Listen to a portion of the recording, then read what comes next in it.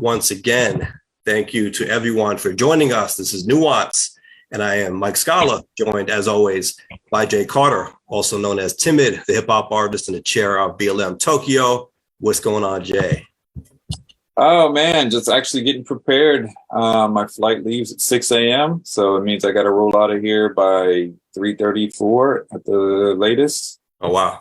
Start that near 24-hour journey back. Back to Japan, huh?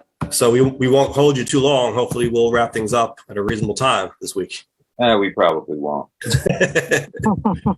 Well, I'd like to welcome back Sheba Abraham from the League of Women Voters. I know last week you joined us for half the show, but it's good that you're back with us this week. What's going on, Sheba? It's nothing too much. We're keeping a close eye on the mayor race that's going on in Poughkeepsie and the two legislator races that are going on, that are happening in the county. So we're keeping a close watch on that. Okay. Speaking of mayor's races, Sheba, I picked up a client in the mayor's race in Yonkers.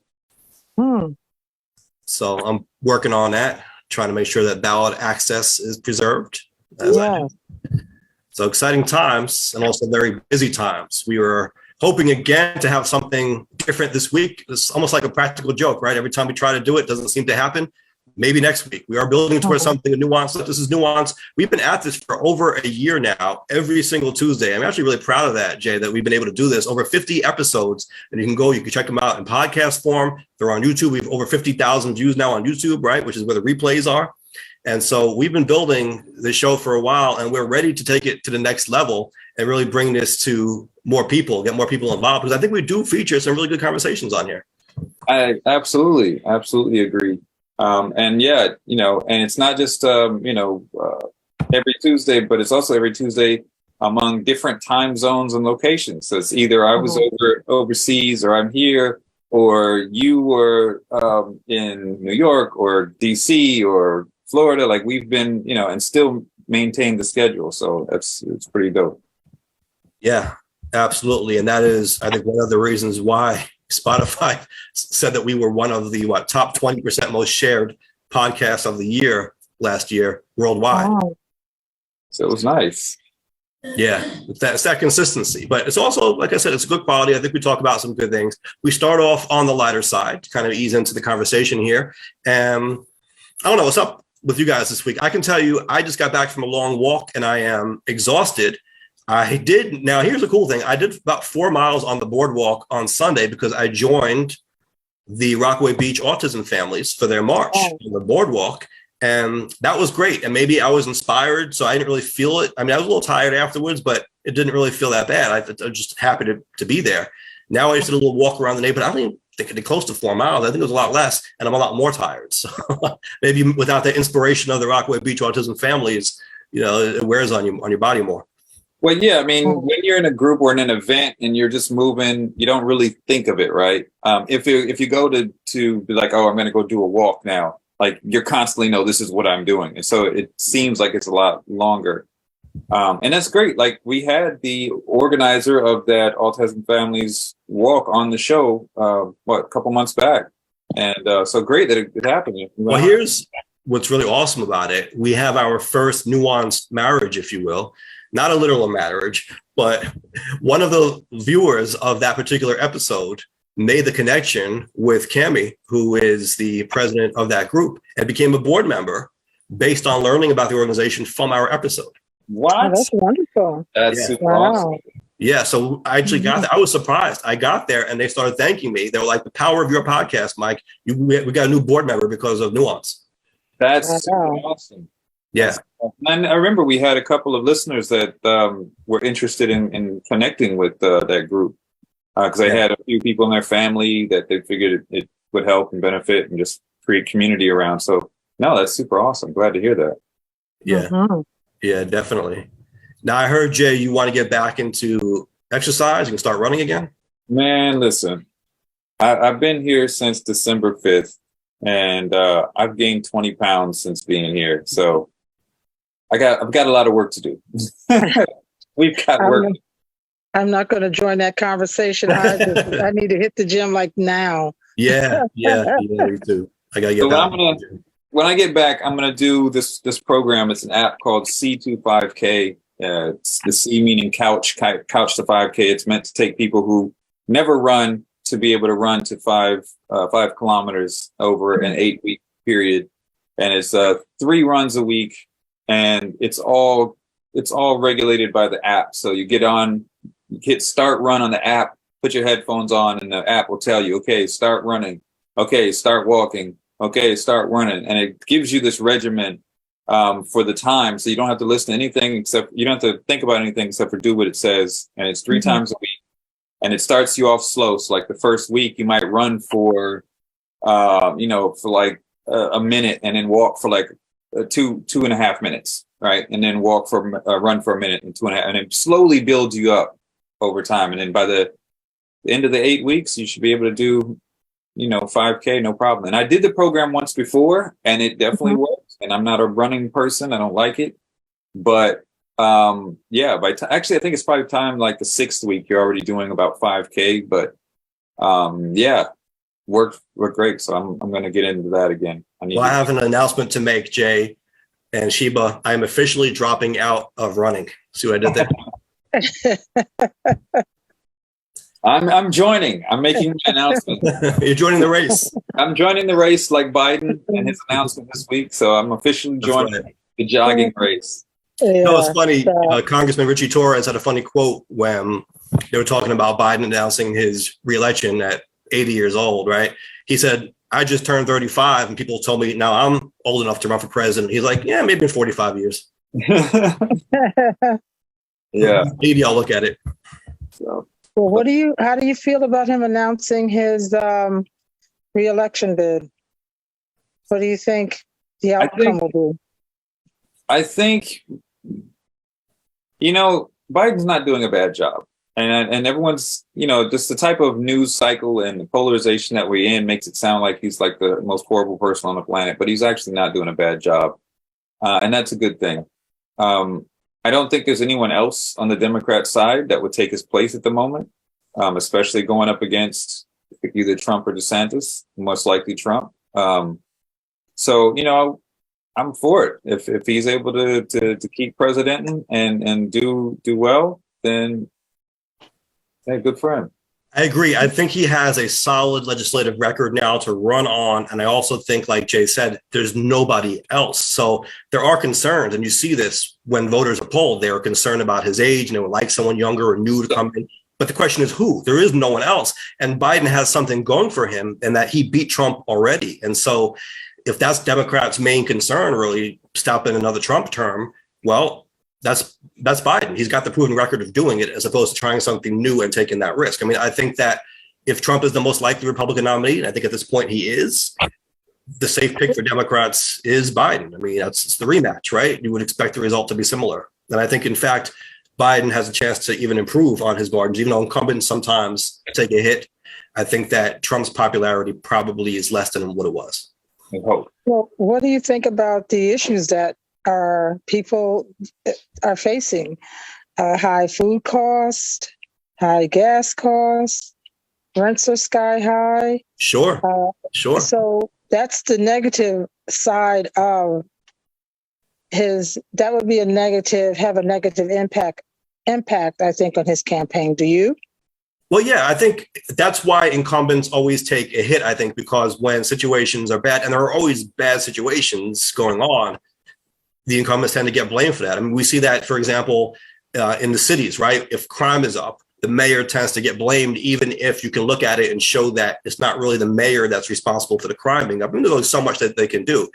I think similar happens at the federal level. Now, I think a lot of the situation that we're in nationwide stems from COVID and the fallout from the pandemic. And so now we're kind of in a rebuilding phase. Our economy is trying to rebuild. We're seeing a lot of crime, I think, coming out of that. There are a lot of issues stemming from that. Ultimately, if you want to talk about the pandemic being as bad as it was, I think you have to put the blame on the prior administration who fumbled the pandemic, right? Didn't get us under control, didn't get the pandemic under control. And now we're rebuilding from that. Even though there was a plan in place to handle an outbreak, and they just threw it out. So, yeah, I mean, but, often in elections and when you're talking about terms, people don't think that far back. Right. Yeah. And so then you could get you might get a lot of misplaced blame, Sure. and that hurts whatever's going on in the present. Yeah, and that's the nature of politics, and that's why it tends to be cyclical, right? Yeah. You see in presidential races, parties switching. You don't usually have the same party in power for too long because things get tough, right, in the country, and people blame whoever's in charge now for the current problems. Yeah, and it's like, after Bush, it was like, we're never going to vote Republican again, and then like by the end of Obama's term, it's like, oh, we need a Republican to change things, and then like by the end of Trump's term, we need a Democrat to like. People never remember like how bad it was from whatever the time was when you were upset, and things things change, and you got to keep those things in mind. And here's something that might be chilling if you're a Democrat, or a cautionary tale. If Biden were not to run, and there was another Democrat, or let's say even a Democrat would beat him in the primaries, like we know RFK Jr., right, is mounting a campaign now. If something like that were to happen, if there was another Democrat on the ticket going into the general election, you would have two Democrats now trying to win elections in a row. The last time that happened, I think we mentioned it on the show once before, the last time that happened without one of them dying in between, without there being a vice president taking over, was Andrew Jackson and Martin Van Buren, going back to the 1800s. And so that's the cyclical nature of politics. Two Democrats have never been elected back to back without one of them dying since the beginning of the Democratic Party. Right. So Biden probably is the safest pick for Democrats at this point. Yeah. I mean, yeah, like you said, there's no one else right now. There really isn't. No one has stepped up nationwide to even be in that conversation, really. I don't think Kamala has the profile for it. Let's keep it real. By all accounts, she has been actively sidelined by the Biden administration. I think there's still bad blood from that first debate when she was really calling them out. Yeah. He picked her, I believe, for political purposes, and maybe he was smart to do so. But I think that they've tried to keep her out of the loop because they're afraid of her gaining that kind of prominence. So that's what I heard, that they're purposely keeping her out of the discussions, not signing her anything. She doesn't even speak to the administration. Like, she's really been kind of pushed to the corner. Yeah, I heard that too. Yeah, I did hear that. Because one of the complaints about her that people have is like that she's not been visible at all. Yeah, and you know what? She probably could do more on her own end to be more visible, but I also heard that the administration is trying to keep her out of the conversation. I wonder if this is a new sort of trend, because Pence was that way as well. Like, he was pretty much MIA the whole time. I think Trump probably also had concerns that Pence would become too prominent. Yeah. And that's kind of his MO, right? Like, I'm the one in the spotlight, so you don't get any of the shine. Right. This is going to be a thing going forward. Like, I remember when I was in elementary school and we learned about civics and how the government worked, our teacher told us the only job of the vice president is to wait for the president to die. And everyone laughed. And the teacher said, no, I'm serious. That's their only job. They're just in case. Yeah. But I mean, you would think that, of course, the president would be able to delegate some things to the vice president, and, but yeah, I don't think she's profile wise. And again, like you said, they could be purposely sidelining her, but I don't know if she's made the most of that position. She certainly hasn't been endearing herself to the public. Like, the thing is, though, what can you do as a vice president without stepping on the president's toes, right? I mean, if the president is not giving you assignments and sending you out to speak and make these appearances, so what, you're going to set up a whole bunch of appearances yourself and piss off the president? Right. Yeah, it makes it difficult. Yeah. So but when Biden was VP to Obama, they had one of the best relationships that we've seen. Yeah. As far as a president and VP, a real camaraderie. So. But I think that came from Biden being in Congress for so many years. He's been there for 50 years? He first ran for president in 1988. People forget he's been trying for about 30 years. I like that kind of thing. I'm inspired by that. I understand people's concerns that, hey, we need some younger blood in there. But like Jay said, we don't really have anyone on a bench right now. And that institutional knowledge is an asset, right? I think that's one of the reasons why he's been able to achieve so much in that first term, given the near historical levels of deadlock that we've seen and division in the country. In spite of that, he has such a solid legislative agenda now to run on because he's been around for so long and he understands how the stuff works. That's true. Hopefully it continues to be an asset. And, I would prefer, if this is what we're choosing, I would definitely prefer another Biden term over a Trump or a DeSantis. Like, yeah, easy, not even a question. I mean, it's crazy on that side. Right.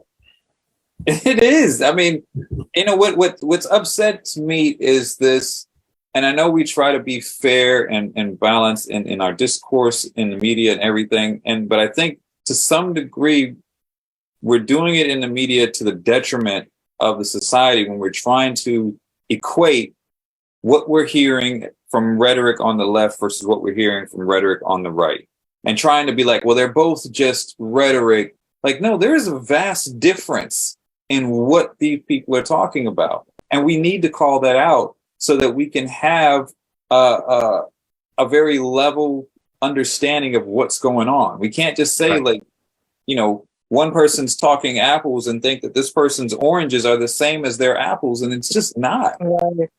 Well, also, we as Democrats, and I know, I'm a Democrat. I guess, Jay, you're an independent, but I think you're more Democratic-minded than Republican-minded, right?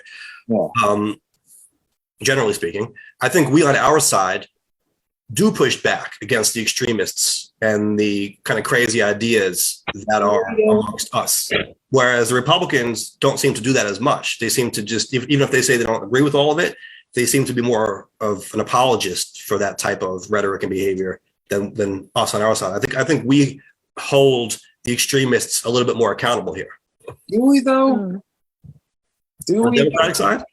Yeah, I think the extremists on the right, they just take over, right? And because some of what they believe in there is more has some roots in what that whole ideology has, and they're kind of the ones speaking out, and some people and a lot of them gravitate to it. But I don't see them making apologies for it. Even if they don't like what it's saying, they stick to it because it's their side. Well, that's what I'm saying. But that is them being an apologist for it. They're not willing to call out the extremism on their own side. Yeah, but I think the Democrats and the liberals may do the same thing, but maybe for different reasons. I think on the liberal side, they might. I think they might do it for this idea of this diversity of opinions. Whereas, but you don't think though that people like us, for example, do make efforts to call out extremism, even if it's coming from fellow Democrats or fellow liberals or what have you, people on the left? I mean, we don't accept it just because they're from the left. I think you're right. They're more willing to do that. It's like it's their teams. They're not going to go against it. Sure, absolutely. But I mean, as far as the politicians go, like I don't see any Democratic politicians really calling out the extreme left. They do. Eric Adams. I mean, people call Eric Adams a Republican. He used to be a Republican, so maybe that's a bad example. But he's given speeches, even when he was running for mayor, saying, listen, these extremists are not going to take over our party over here. We're still going to be tough on crime. We're still going to do this. I mean, you do see it. Biden has pushed back against some of that too, even though people say he's been co-opted by too much of that base.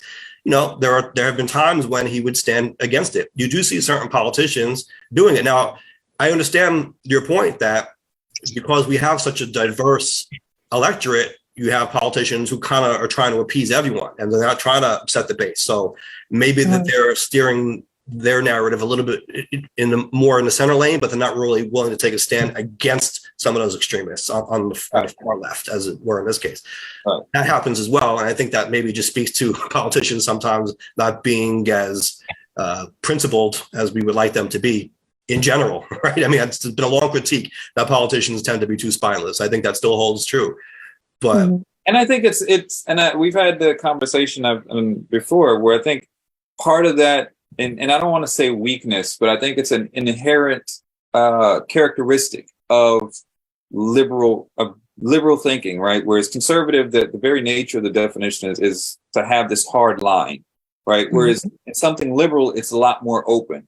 Even if you don't agree with it, it's like you're going to make concessions for it because that's the nature of it. And so in this contention between liberals and conservatives, it can be a little bit of a detriment because then you have people split and fractured. Whereas on the conservative side, there's a hard line where everybody does come together more often than on the liberal side. And so I think not that I want. I think conservatives want to win. We talked about this. Conservatives want to win at any cost. Right. And so they're all going to get on board. If they have a nominee, maybe they vote for him in the primary, her in the primary. But you know what? That's our candidate. We have to support that person because losing is not an option. They look at it like they have to win. Right. I think liberals more so are willing to lose if it means not getting the perfect candidate that they want. And that could be a problem as well. Yeah. Right. They're not seeing the bigger picture. Right. I think that's one aspect of it. And that's, I think, the conservatives, I think they see the bigger picture. That's why they stick together. They come together and they stay together. I don't know if they see the bigger picture, but they're more attached to their belief. Not necessarily they see because they'll stick to this hard line of the climate change is fake. They're not seeing a bigger picture of what's going to be the damage in generations. They're seeing this is our point and this is what we want to stick to no matter what. Even if everything's burning down around us, this is what we stick to. Like they see that. And also, Jay, that reminds me again, I mentioned it last week, the Stephen Colbert roast of George Bush at the Correspondents' Dinner. One of the great lines in there, he's like, I believe, and President Bush believes the same thing on Wednesday as he believed on Monday, no matter what happened on Tuesday. Absolutely. That. Yeah, that's true. Yeah. Absolutely. Yeah. Yeah. So it's, I don't know. Hopefully we can get, I think this, the saving grace of the liberal side and the politicians from the Democratic side is going to have to be people participating.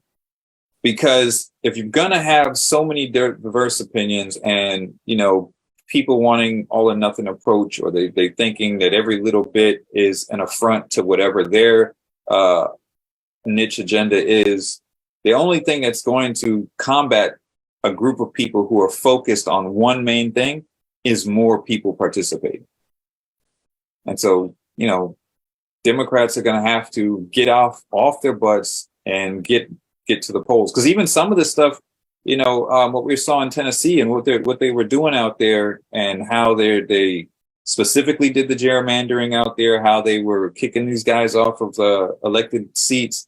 Like some of that you just can't do with just, get out and vote. Like that's not going to be the only issue that's not how it can be solved. Like you literally have to have people that are going to do more and be a part more and be out overwhelming numbers because they're willing to do whatever it takes.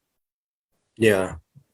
But we, at least here on Nuance, I think, hold people accountable. Yeah. No matter what party they are, no matter what political lane they're in. We look at the ideas and we have a discussion on the ideas. We're willing even to play devil's advocate, to put out the other position, to say, hey, we think this is too far, or there are concerns here that are valid. So we're not just, blindly following a certain team.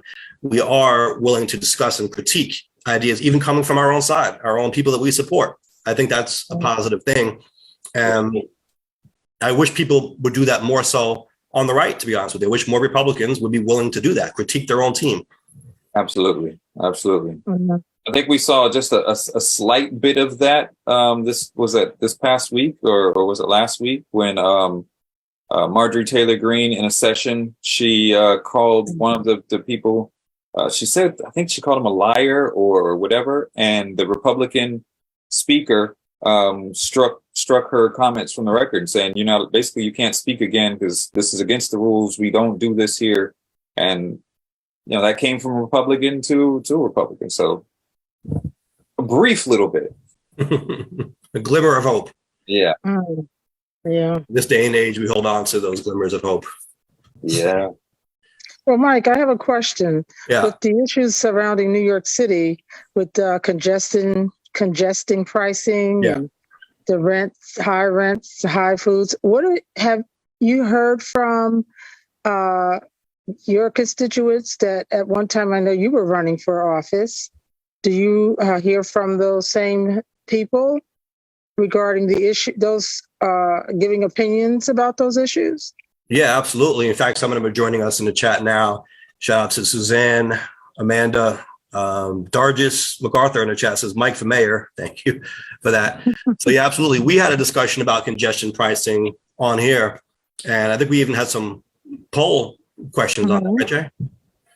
Yeah, when they were talking about the congestion pricing for the bridges. Right. That's an example of it, Sheba. I have been critical of that. I know that there are some Democratic politicians who support it. I understand where they're coming from with it, but I don't like the implementation of it as it stands. We have a big issue in our particular district. You mentioned my own political involvement here, the Cross Bay Bridge, right? Mm-hmm. It's the only bridge. It's the only toll that's it's a bridge that takes you from one part of Queens to another part of Queens, right? It goes between Broad Channel and the Rockaways, and it's the only intra-borough toll in the whole city, pre-congestion pricing, right? So we always said that was unjust to charge people to drive from one part of Queens to another. And in the Rockaways, for example, it could be difficult to get to stores. There's not a lot of access so you need to have this travel. Now, there were certain improvements made, like allowing rebates, and they tried to expand that. I know COVID kind of put a pause on it, but there was something passed that would allow rebates for anyone in Queens to be able to access that. But why is there even a need for a rebate? Why is there a toll in the first place? We always said that was not fair. It stifled our economic activity here in this part of the city. So if that's going to be our position, I think it's hypocritical for us to say, okay, but we support telling people to drive within Manhattan. I don't think that's the right approach to this. I understand, okay, you have to have tolls in certain areas to raise revenues, and, the MTA needs their monies and so forth, but there are better ways to do it. And I don't think the answer is always to punish the driver. Again, it's one of the examples, I think, of us being critical of people on the left, because you've seen this idea. It's like this battle on these drivers. I understand the goals behind it. I understand the need to fight climate change and to get people out of cars to the extent possible.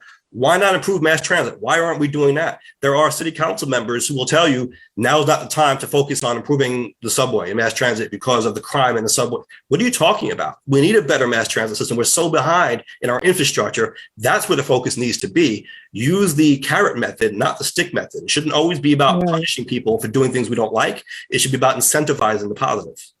Absolutely. Yeah. So I think it's a good. Like you said, we've mentioned this several times before. Did they ever implement that, the congestion pricing on the bridges, or did that pass? Yeah, it's happening. Oh, it has. Oh, yeah, that's ridiculous. It's crazy. And my question is always, where do they think people are going to get this extra money from? Yes.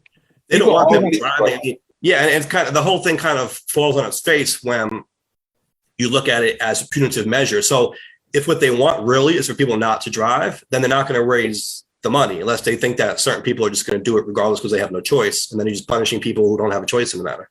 All right. And a lot of times it will be. I mean, especially, if commuting by train is great, but it can take a lot more time, depending, or it can be, you got to get on the train at certain schedules. It might not fit. You might have family obligations and things you've got to do. So there might be reasons why you need to drive. And so it could be punitive to a lot of people. I think it's just this idea of putting extra charges on things or even raising fees on some of these things when the populace is already struggling. It's like, where do you expect them to get this extra money? It just fall out of the sky. So that is a good segue into our main topic here. There's an article that came out in Gothamist saying half of New York City households can't meet their basic financial needs. This is striking because in 2021, that number was 36%. Now, 36% in itself is alarming, but now we're at half. So the jump from 36% 2 years ago to half now, they're struggling. People are struggling. They looked at the true cost of living in the city, including housing, childcare, food, healthcare, transportation. taxes and other costs. And it's more than doubled across the city since 2000. Far more than wages have risen. This has been a big problem in the country, that the cost of living is growing at a rate much quicker than wages are. And so people obviously can't keep up. They're saying that now the necessary hourly wage, yeah, it is wage, right? The hourly wage for a single adult is more than $20 across all boroughs. It's a little over $22 in the Bronx to nearly $36 in downtown Manhattan. Think about that. Also, for a family of 4 with 2 adults, yearly expenses totaled more than $100,000 across the city. In Northwest Brooklyn, $142,000, downtown Manhattan, $152,000 per year. Meanwhile, the median annual earnings for a family was less than $50,000. Right. So think about that, right? Your family is bringing in under $50,000, but you need $152,000, up to $152,000 to survive. And, I have a friend that's a social worker, and she made a statement in this current climate with the salaries and food costs. And she said 3 children can seem like 10, depending on the wages. Yeah. That you make. And that's to me was disheartening. Yeah. Because somebody is going to go lacking for something somewhere. Absolutely. And so what do we do about this? Right. And I think that should be should be at top of mind. That should always be one of the top points that politicians need to be addressing and communities need to be looking at, is how do we make it so that people aren't drowning?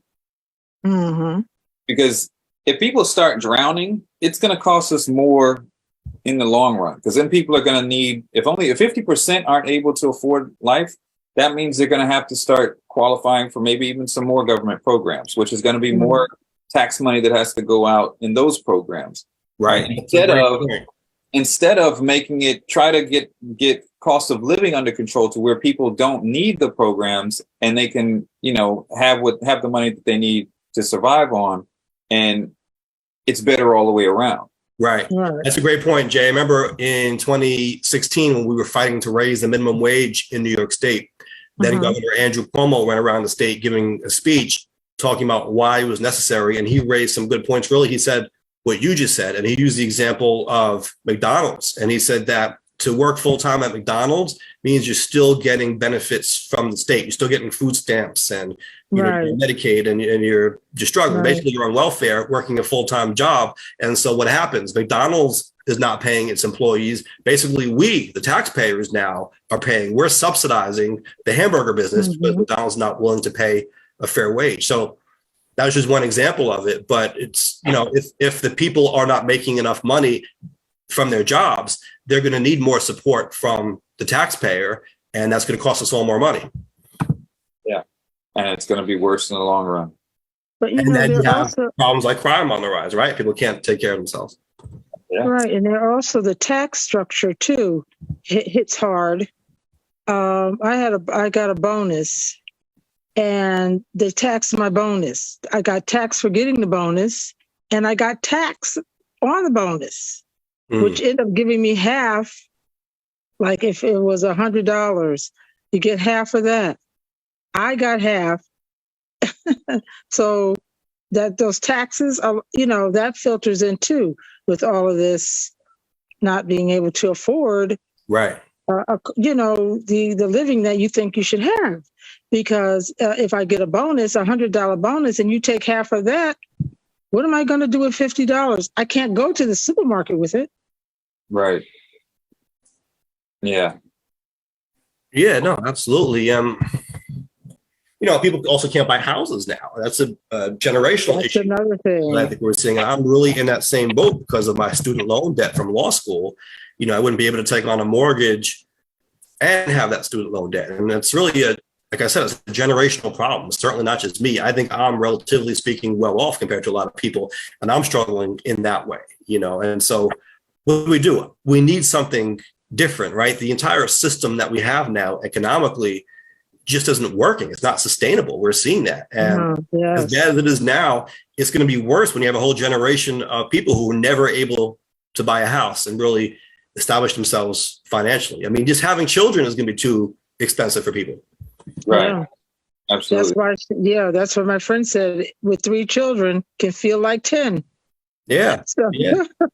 I think that's one of the things that definitely should be top of mind. How do we lower this cost of living? How do we get out of that cycle? And you know, I don't know any other way than, you know, might have to do some kind of regulations for business. I don't know if you can do anything with capping CEO type of pay or you said CEO type pay? or requiring that benefits be paid or something. There has to be something, because, like, for example, in Japan, there are pretty good labor laws out there, right? The company that I used to work for, it went out of business a few years back. It went out of business, and I had a full-time contract. And this company was a subsidiary of a parent company. Now, this company went out of business, but the parent company was still very liquid. And so under Japanese law, that company is required to provide employment for everybody in this company. Mm-hmm. Like, that wouldn't happen in the States. Company went under, you're out. But since the parent company is still profitable, they're still required to provide either, you know, provide some sort of a severance package, which they can't force you to take. If you don't take it, the company still has to find you work or provide employment for you some way, or just make sure that you're just not left high and dry out of it. Yeah. Well, here's a radical idea, I guess, which shouldn't be a radical idea. When FDR first talked about the minimum wage, he was saying that everyone who works full time should be able to take care of themselves on that. It should be a living wage. And we've gotten away from that because of the fact that the cost of living ballooned and the wages didn't keep up with it. So I think that we shouldn't just have a minimum wage. The minimum wage really should be a living wage. It should be tied to cost of living. So yeah, we're going to have things like inflation. Maybe costs are going to go up, but that's not as big of a problem if wages can keep up with it, right? So I think that needs to be part of that regulation. I think the minimum wage, maybe people don't want to hear this, I don't think it's nearly high enough. No. I mean, if the idea is that it's supposed to be enough for people to live off of, and it's not saying here we're giving people free money, people are still working for it. It's saying you're paying them more for the time to keep pace with, you know, everything else. Right. And now let's say you have a job that's not a minimum wage job. Well, they're going to be forced to pay more also, because they're going to lose people to the minimum wage jobs if they don't, right? Like if all of a sudden minimum wage goes up and then, you know, your salary, let's say, is not minimum wage, but it becomes minimum wage, you're thinking, well, why am I working at this more advanced job now when I could be working at McDonald's for the same amount of money? So it pushes all wages up. I mean, obviously there need to be checks on that as well. It's not always as clean as we want that to be, but the theory there is that a rising tide lifts all boats, right? Right. And you go ahead. Let me ask you this: with the wages, the way things are going, do you think that children will have to start working again? Because Iowa, I don't know if you have recently read or heard of how Iowa they revamped their child labor laws. 14-year-olds, 15-year-olds can work, I think, almost 8 hours. 16 and 17-year-olds are able to serve liquor. Wow. Yes. And that's just to help the households who are struggling? Yeah, and I think that's what it is leading to. However, the unions are saying you're doing this because you don't want to pay us a decent wage. Right. So you rather hire these children at the minimum, minimum wage. And all right, right. I mean, no, that's sad. What you're describing is sad, and I think that's a reflection of where we are right now. in the country, that the people are even talking about doing this. Why are we relying on child labor? Because people aren't getting paid enough to live. Right. And, this is, I think we can't talk about that without talking about things like corporate greed and corporate excess. Right. And that includes, like Occupy Wall Street's slogan talking about the 1%. Like, we have to get some of these things under control.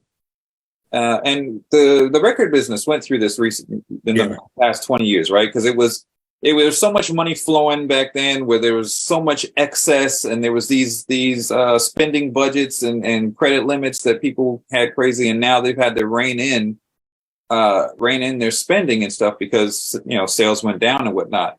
But if that's what's happening across the board in all corporations and whatnot, then they're going to have to bring that down, or they should bring that down, so that we can get some of this under control.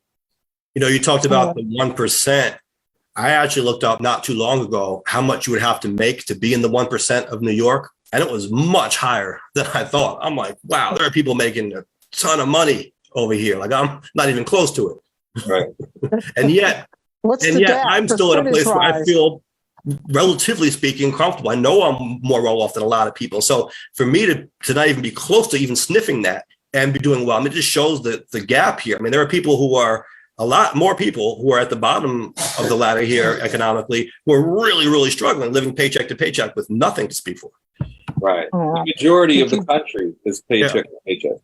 Yeah, it is. Did you do the percentage? What's the percentage between that gap? What is that gap? Did you calculate the percentage? Between what? Between the people that are struggling and the 1%? Well, according to this, half of New York City households are struggling. They don't meet their needs. So half of the people, so it's the bottom 50%, right? Can't survive in New York, basically.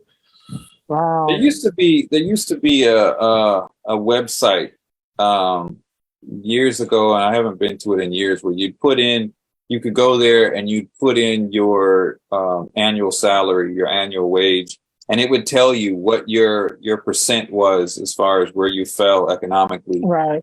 Not just in the US, but also around the world. And so it was pretty interesting. It was a calculator, like maybe it was a wage or wealth calculator or something like that. So. There's also, of course, not just a socioeconomic component to this, but there's also a racial one, because when you break it down, this report here looked at different demographics, right? They said 64% of non-citizen households, 65% of Latino households, 60% of Native households, 58% of Black households didn't make enough money. So those figures are much higher than the 50%, right? So you're talking about a person of color, you're more likely in the 60s, not in the 50s. Right. Sure. So yeah, we've got to. It's got to be some way to get this under control.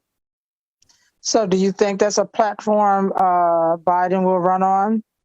Probably because not. he has to have a platform to run on. What will he run on now? No, he will. He'll talk about that for sure, and he'll be influenced by, I think, some of the more vocal people on this particular issue who are, I think, more left than Biden is. I think for the sake of holding the base down, I think he will speak on that. And he has been speaking on, maybe not in as, I don't know, militaristic tough terms as some might want, but it certainly has been a concern. I think that that's certainly an advantage for voting for a Democratic ticket over a Republican one at this stage, right? I don't think a Republican ticket is going to do anything to address this issue. It's going to be interesting to see what happens. Well, hopefully it's more substantial than interesting, so that people aren't struggling constantly. Yeah. Because I don't think, I mean, you know, some people might disagree with what I just said, right? They might think that, well, the Republicans are going to, go to the free market? I mean, doesn't the free market kind of get us into this conundrum to begin with?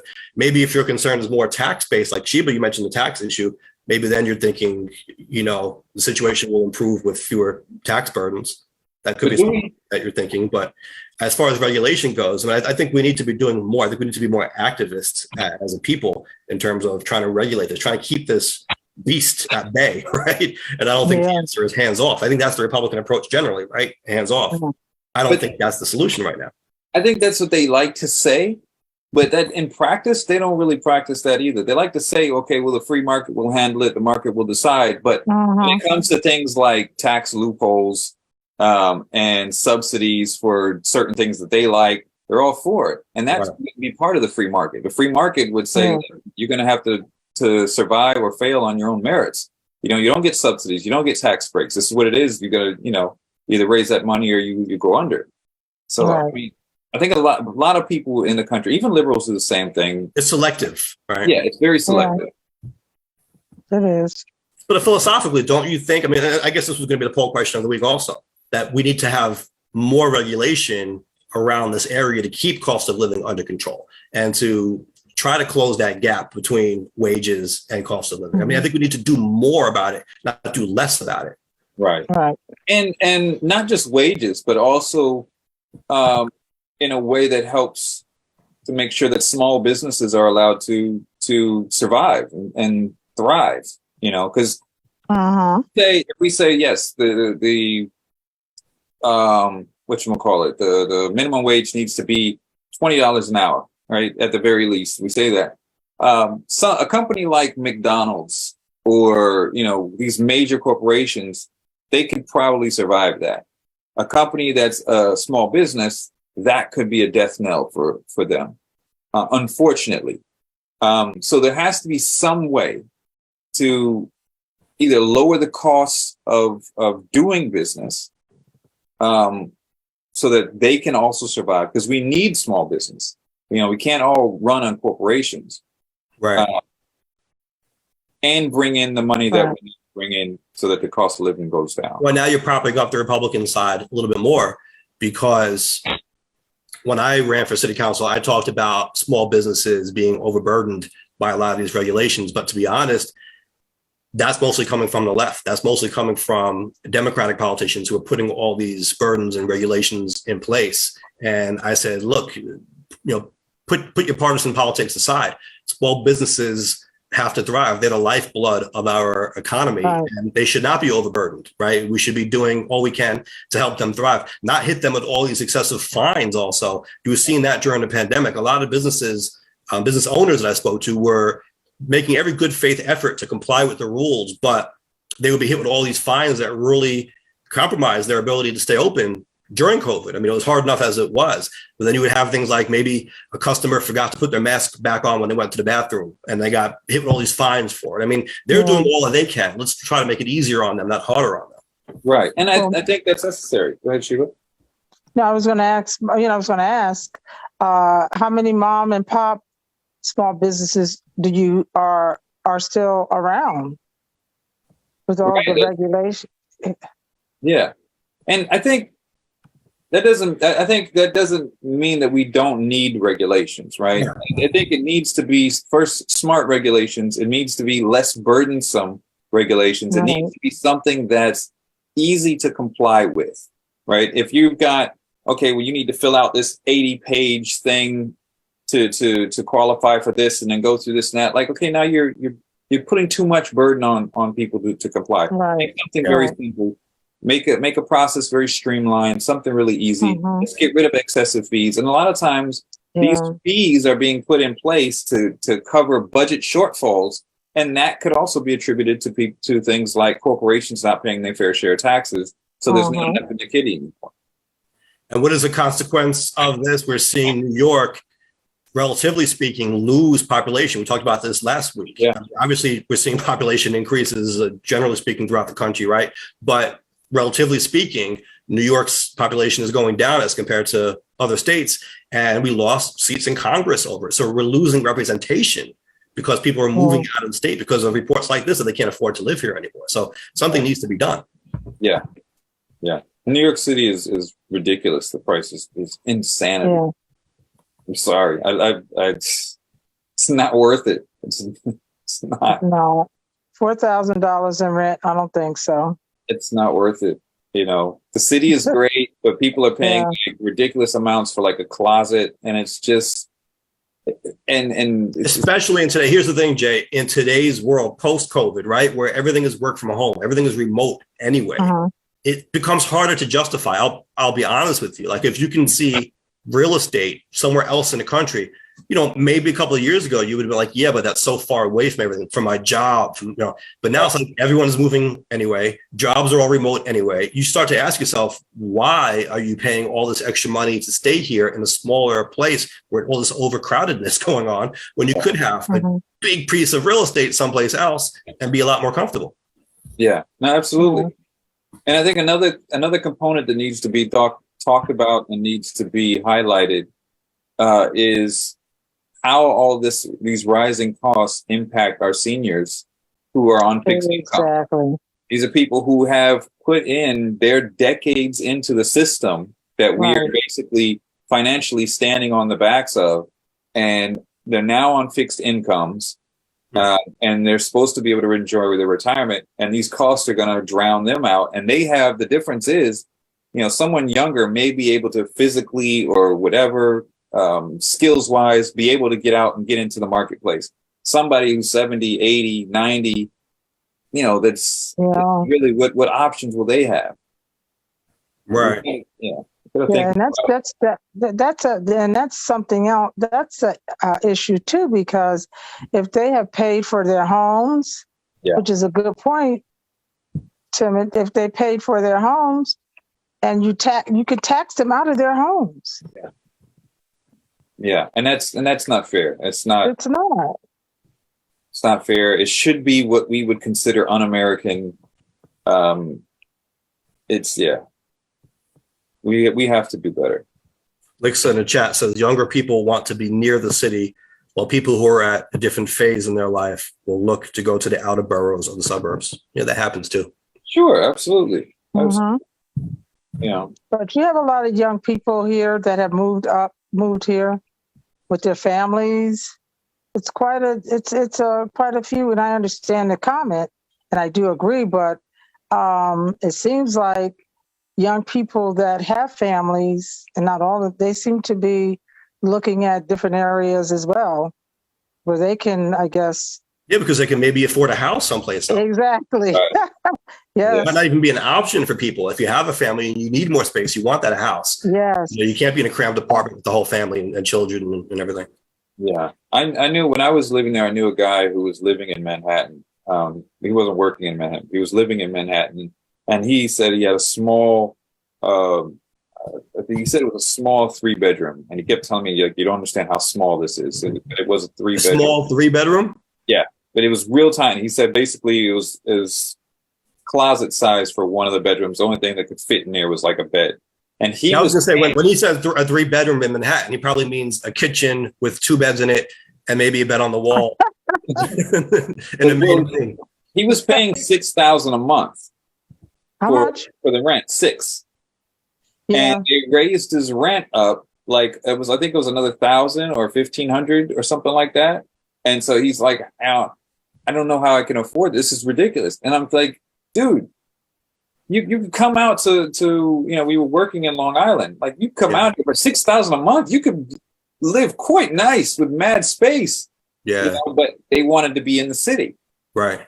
It's like, but you know what? There are advantages. New York City, I still believe, is the greatest city in the world. It's the place you really want to be in the U.S., right? Like we talked about it last week. People in the middle of nowhere, they have a hard time getting noticed. Now, again, it's becoming different because of social media, but it always used to be, and it still is to a certain extent. If you want that access, you have to be in New York. Like if you're trying to make it in the music business, in comedy, in entertainment, in news, and whatever it is. Sure, there are local outlets and spaces that you can kind of fall into everywhere else, but in New York, that's really where the action is, right? They say if you can make it here, you can make it anywhere. I mean, New York is where it's at. It's where you want to be. Yeah. If you're trying to be a success and right, if you're really trying to make a name for yourself. New York, LA, the big spots. Yeah, that can be, but it's if you're pricing out the people, especially the people who live there, who were born and raised there, it's a problem. It's a problem. It definitely is a problem. We're seeing it before our eyes. And I grew up in Hawaii, and that's happening out there in a big way, where locals who have lived there generationally can't afford to live there anymore and are having to leave the island because they're being priced out. Well, where do they go? A lot of times they move to Vegas. For some reason, seems to be the number one destination for people from Hawaii. But what's happening is it's Hawaii, so like there's this mythical fantasy idea of paradise, and so people with money are going out there to Hawaii, which is raising all the rents and property values and everything up, and so people who are born there are not able to afford to be there anymore, and so it's an issue. You know, there's a big homeless population problem in Hawaii as well. Well, you know, there's a homeless issue here where I am. And years ago, because I grew up in Dutchess County, and years ago, we never had to face that. But now we have to face homelessness. We have to, examine how we're going to handle this. As a matter of fact, they're having a meeting. There's a church that's holding a meeting regarding homelessness and how to handle that population. And that's the same exact thing that has happened here. We are going long. I was going to say we wanted to wrap up. Yeah, let's wrap that. Yeah. So let's get to the poll question, because we did want to ask about this, right? The poll question of the week is, in light of the fact that half of New York City households don't make enough money now to meet their basic needs, do you believe we need to do more to regulate the cost of living? Yeah. There was an idea, speaking of regulation, right? We talked about putting some caps in place. Mm-hmm. If we have a few minutes, I guess we'll talk about what they're trying to do with the Uber Eats and Grubhub and DoorDash. But before we do, since we just asked the poll question, I wanted to go over our poll results for last week. And we don't need to speak on it for too long, but we'd like to do a recap of our results. And this time we did have it on Reddit. We had it on Instagram. We had it on Facebook. I know, Jay, you put it up on YouTube. So when we were combining the results, the question was, do you believe that New York's high judge should be democratically elected as opposed to appointed by the governor? Our combined results here were 61% yes, 39% no. So people think it should be elected. That's what they're saying. Mm-hmm. And we the poll question was prompted by the news of the governor kept putting up judges, and for political reasons, people were knocking it down. And so it's like, does this become too politicized? So, but if they become, if it goes to an election-based system, then these judges will have to be politicians in a sense. Even more so than they are now. It's even more so. It's kind of crazy. But aren't they elected from the beginning? They have to run. Not Court of Appeals judges, not the chief judge on the Court of Appeals, not appellate judges. So the judges who are tasked with reviewing the lower court judges' decisions are appointed. They're not elected.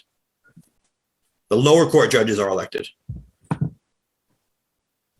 So, yeah.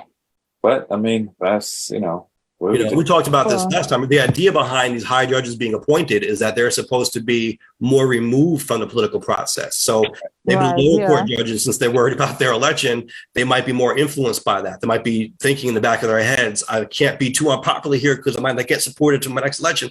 If you have a higher court judge who's not elected, they're supposed to be able to review these lower court judges' decisions and say, you know what, politics be damned. This is what the law says. Right. Yeah. And that would take integrity either way. Yeah. Yeah. So I'm not sure. I agree that they should. But I have a question, Mike. For that reason, I'm not sure I agree that they should be elected. Go ahead, Sheba.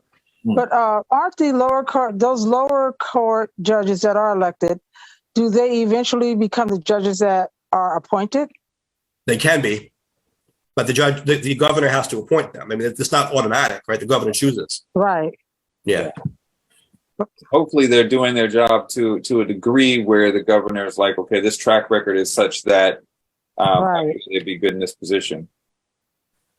Because, I don't think how the process works is that when you elect the lower court judges, I don't think people, I don't want to generalize it, but maybe sometimes there's not an awareness that same judge can be appointed by a governor.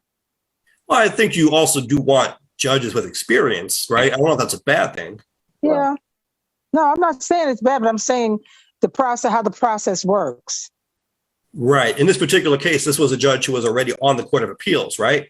So they were already on the bench in a high position. Right. The governor was trying to get them to be the chief judge, who's like the main judge in charge. Did he start out as a lower court judge? I actually don't know his full background. Jay, did you read on that to see what I didn't see anything about his background. I see Licks is saying, is there a way that they could run without being part of a party? That may work. It's tough, right? I like that idea. I think in practice, though, they would probably still default to liberal or conservative sides to some degree, right? Because they're still going to be affiliated with someone. But I like the idea that they wouldn't be chained to the party. Yeah. So from what I'm seeing here, Sheba, I don't think he was. He was a lawyer, and he was nominated as an associate judge on the Court of Appeals by Andrew Cuomo in 2017. And in 2023, Kathy Hochul selected him for the chief judge of the Court of Appeals. So prior to being on the Court of Appeals, I don't think he was a lower court. Mm. So the chief judge is going to be someone who's never been a judge. Well, no, he was on the Court of Appeals as an associate judge on the Court of Appeals. Now he's a chief judge. But that's not his. He started out as an attorney. Yes. Okay. Well, you'd hope at least they were an attorney. Well, yeah, I mean, judges are attorneys, but he wasn't, from what I'm seeing, he wasn't elected to the Supreme Court, which is the lower court, right? That's the trial court. He was appointed, but he was a pretty prominent attorney, from what I'm saying. I'd take that position. Tell Hochul to give me a call. I'll take the LSAT, Jay. That's what I did. Remember, we were backstage at New Year's Eve show in LA. I'm telling everyone I took the LSAT. Yeah, I remember. Yeah, I remember actually running from your graduation and hopping back on a train because I had to get back to Queens to do the campaign. Wow, busy, right? We've been busy these past 10 plus years. Yeah, it's been nonstop. But let's see. I like when Lixa tagged me. I just got something. Lixa mentioned me in a comment. I think that means that she really wants me to read it. She said Mike Scala for chief judge. Okay, I like that. So look at this. I've got people support me for mayor and for chief judge on here. What about us? Sheba, no one's given us a position. Where's our position? Right? Yeah, right? Sheba and Jay. Oh my God. Can I be, I don't know, what is it, lieutenant mayor or whatever, you know? You could be the rat czar, Jay. You heard about that? I'll be the rents too, you know what, high. There you go. Whatever happened to that man? Do you remember he used to say the rent was too damn high? Jimmy McMillan? Jimmy McMillan. And that was actually the name of his party. It was a party, the Rent's Too Damn High party. And listen, the talking point was great, and he was correct. And it's even more so now. We need him back as a karate expert. We need him back in the mix. Yeah, right. So before we wrap up, a couple things to touch on here. I did want to mention that one of the mayor's new robot dogs apparently fell over, and he was called a very good boy by the mayor, but he was asking, I guess, for a demonstration on how the dog could right itself. I'm not sure if the dog actually did right itself or not. They have that ability. They said, you said what? They have that ability. They do have the ability. Oh. There was also some information on what exactly they were trying to do with these dogs. Okay, it says that the NYPD's dog, in quotes, will only be used for situations such as search and rescue, evidence searches, and hostage incidents. Yeah, I read that. And I also read that they didn't actually buy them, that they're being leased. Yeah, I think I heard that too. Yeah. I could swear when an expensive lease for two, right? We said it was $738,000 for two. Two. I think it was two. I just read something the other day because I was following up on it, and I think it was I think they said leased in that article. It was the first time I saw it. In the first articles that we read, it didn't say that. Right. But in this article, it did, and it was it was a part of three things that he spent money on. Like there was the dogs, then there was the remote tagging for tracking vehicles, and then there was one other thing that I don't remember. Here's my question. Why is the robot dog a very good boy? Why not a girl? Or why is it gendered at all? Because, I don't know. It's what his programming tells it. Or is it just Eric Adams calling it a boy arbitrarily? It's common speech, good boy. It's a common phrase. It's like a girl. It's like, all right, for a girl dog. Mm-hmm. We usually use that for, I think we use that for bigger things, right? Dogs are like good boys. Bigger things? Dogs are like good boys. Dogs are that. No. A woman. Sheba. We say girl for like things like your car or your truck. So bigger things like, it's a good girl. Or for the dog. If it's a female dog, you can say good girl. You're not going to say good boy. Yeah. But what's more popular, the girl, the boy, the male dogs or the female dogs? I don't know. Someone told me that men like to have boy dogs and women like to have girl dogs. I don't know if that's should I think into it more. I don't know. So that's probably where it came from, them having boy dogs all the time. When we went to get our dog when I was younger, I don't think we looked for gender. It was just like, let's get a dog. But there's health concerns, though, depending on the gender of the dog. And that surprised the heck out of me because a friend of mine had a Doberman Pinscher, and it was a female. And I went over his house one time, and the dog was wearing like a diaper, and I'm like, why is this dog wearing a diaper? It's like, well, she's on her period. And I was just blown away. Like, I just never came into my mind. Right. Like, that would be a concern. Like, what? I was just so blown away. So, all right, let's talk about this Uber Eats business. Do you guys order? Here you go. See, I'm doing it. You guys, right? I might as well say, boy. Do you all order from Uber Eats or DoorDash or Grubhub or any of these? I know during the pandemic, a lot more people started to use it. I still order from DoorDash. I'll be honest. I still, it's DoorDash. Well, DoorDash was popular during the pandemic, I think more so than the other. Grubhub, maybe not, but I've always used DoorDash, and I still continue to use DoorDash. See, I've got a gripe with DoorDash, and maybe it's because I have an antisocial streak to me, but I like contactless delivery. I think I got spoiled during the pandemic, right? Because that was a concern at that point when you got a delivery that's supposed to just leave it at your door and not interact with you. So I got used to that, right? And I'm like, okay, I like just using my phone and ordering some food and having it just appear on my doorstep and never have to interact with the person in person. So for whatever reason, even when I select that on DoorDash, they always call to tell me that they're here and they want to hand the bag to me. Uber doesn't do that. Uber Eats, they'll just drop it at my doorstep and leave. So it might seem kind of petty, but I'm like, my setting is for contactless delivery. How come you're always calling me saying I'm here with the food? I don't want to talk to you. Just give me my food and go. I rarely use Uber Eats. Now where I'm at in Japan, they only got Uber Eats a year ago. When I was in Hiroshima, they had Uber Eats there, and again, it was not very often that I would use them. Only, I think it'd be more times when it was cold outside. I might decide I need to use them when I didn't feel like going out, but I didn't use them that much because it's much more expensive to use those apps. Well, okay, so that's the point. So there was a law passed now in New York City that puts caps on the fees that these services can add on, right? The current law caps the fees at up to 23% the cost of the order, 15% for delivery, a 3% transaction fee. You always feel like you get ripped off when you see that, the transaction fee. It's very vague, right? But it's, I guess it's for processing and whatnot. 5% marketing fee. 3% of the order is the current cap in New York City, but the companies are all aligned in this. They want the cap lifted. It's actually a lawsuit that they filed. I'm not sure the exact grounds on the lawsuit, but they're saying they want to be able to charge higher fees for marketing.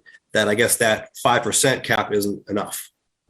Now for the Well, in to be fair, the 3% transaction fee, I don't like to see it, but I do understand because as someone who has a merchant account and processes credit cards, the credit card companies charge about 3% per transaction. So I can see how they're doing that. They're like, here's the transaction fee. Now that makes sense. The rest of the fees is just part of their profit and what they're trying to pull out of it. Right. But you see that maybe not as much. I think I see that on the food deliveries. You see it especially when you're ordering tickets. Have you ever done this? Ordered like concert tickets or something online? It's like transaction fee, the fee for the transaction fee, the transaction fee, like a million different fees. And you're like, they're just ripping me off. Like, you don't need all these different fees. Yeah. That's true. Yeah. You know? So that's part of what keeps me from ordering it. I'll be like, oh, maybe I want to grab something real quick, and then I get on there, like, yeah, okay. And then I go to add it to cart, and I see the price, and I'm like, that extra price, nah, it's not worth it. It's crazy, you know. And then you add your own tip.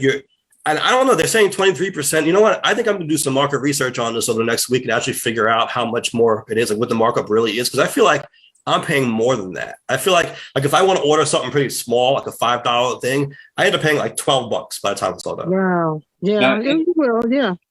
With all the fees. No, go ahead. Yes. Yeah. With all the fees. Yeah. Because I never forget my granddaughter. She wanted me to order her some McDonald's. Yeah. Order McDonald's, and it ended up being $75. Really? Right. There's how much would it have been if you just went to the drive-thru and got it without that? It would have been like maybe, I would say like $30. So look at that. That's more than 23%. I mean, we're talking about like more than doubling it. $75? That's ridiculous. Never. I said to her, Jay, you know what? And this probably should have been on New Year's resolution. When I was doing my taxes, actually, I was going back and looking at all my expenditures for the year last year. I'm like, I spent way too much money on these delivery services because you're buying food that's not really great. It's for the convenience, right? You're not buying an expensive meal. It's not supposed to be an expensive meal.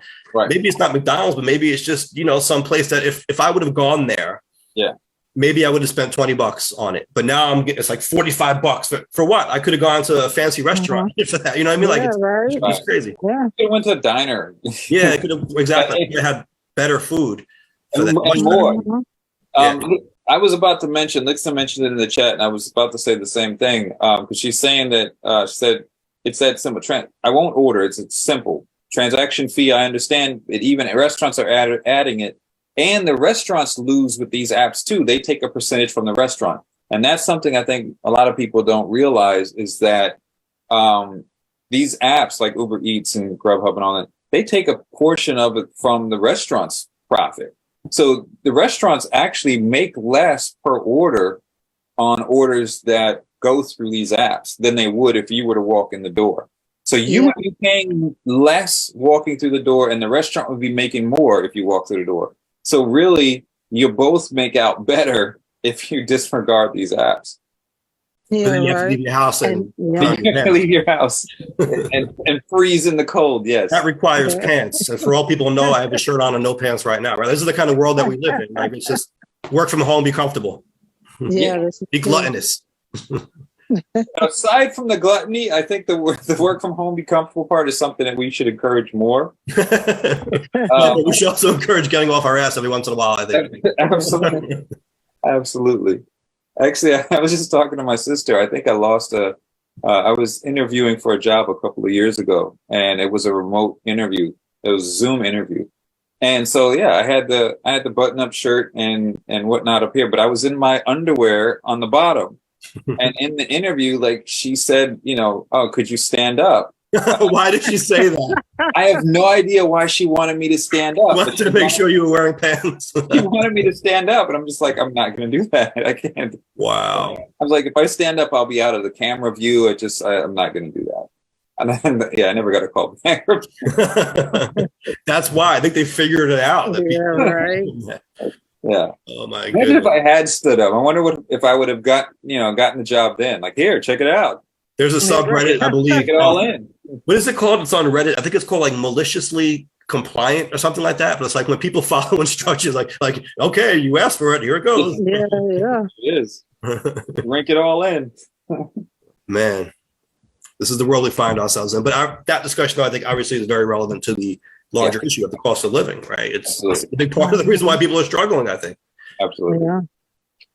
So, what was that? The only reason I use apps in the chat, Lixa says the only reason I use apps is because my credit card is on a secured site versus calling a restaurant and my credit card number is written and I don't know how they throw out my information. That's another good point as well. Yeah. Yeah. And you know what? And again, maybe this is the benefit or another benefit of New York. You do have a lot of restaurants here in New York that you can call up and get a delivery from, like a pizza place, for example. They're all over the place here. A Chinese restaurant, you have a lot of options, but you don't need to use the apps as much. I was speaking to someone from a different part of the country, and that's all they had. Like that, you couldn't just call a local restaurant and get a pizza delivery or something like that. They had to use an app if they wanted to order food. In New York, we don't need that quite as much. And also, a lot of times we can walk to a place, or it's a very short drive. So I think we should be taking more advantage of that benefit of living in New York. Right. Yeah, absolutely. That is a benefit. Yeah. Absolutely. So great discussion, as always. We said we weren't going to go too long. I think we did all right on time. Regulation. Yeah, exactly. More regulation can be a good thing, right? More nuanced regulation. And this is why we're voting for Joe Biden. He's going to cap our podcast time. That's right. Well, who's giving the bottom line this time? Mike, how about you do the bottom line this time? I give the bottom line? Yes. So we'd like to give our guests the bottom line here. So as always. So Mike Scala, what is the bottom line? The bottom line is get up off your ass every once in a while and go outside. Don't rely all the time on these delivery services. Don't order everything off Amazon. Don't order all your food from Uber Eats or DoorDash or Grubhub. Support small businesses. Sometimes the best way to do that is to actually get off your chair, go out to these places, communicate with them, even if you're antisocial, and purchase directly from them. I think that's a good tip and a good bottom line, and it's something that people should follow. And I'll follow up and say that we are on YouTube at Nuance Show, also on Instagram. So stop by there. Make sure that you subscribe if you're not already subscribed. And you know what? Share some of these conversations so that we could spread it more and have more conversations. We're going to have more guests coming up. If you do podcasting, then we are also on the podcasting platforms, Spotify, Amazon, Apple, wherever you get your podcast, and it'll automatically be pushed to your device every week. We're also on YouTube podcasts now, so if you do that as well. So again, we appreciate everyone that joins us every week. And we've had some good news this week, especially hearing about, what'd you call it? Our first nuanced marriage, so to speak. Right. I think that's great. It's really incredible. And also thank you again for people in the chat that join us and make comments. So yes, and hopefully, Sheba, next week we'll be in a different location. Hopefully, we're hoping, right? We can't say anything. Yes, yeah, we're hoping. We'll see. We'll see. We'll see what happens. But either way, I will be in a different location. There you go. There you go. And we will be here as always. That's the beauty of the world that we're in, right? We can always do this as long as we have a laptop and internet connection.